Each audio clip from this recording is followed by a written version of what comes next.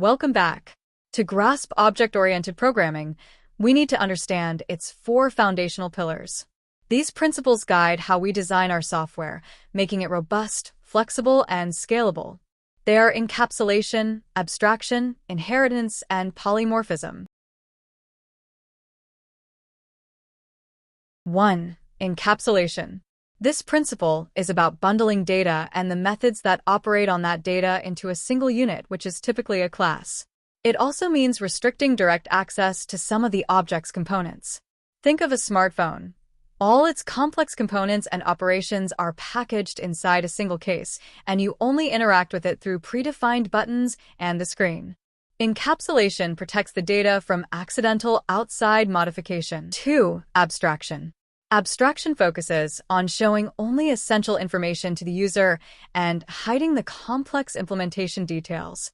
When you drive a car, you use the steering wheel and pedals. You don't need to know the detailed mechanics of the engine to drive. Abstraction simplifies the interface and reduces complexity for the user. 3. Inheritance. This is the mechanism that allows a new class, called a child or subclass, to inherit the attributes and methods of an existing class, called a parent or superclass.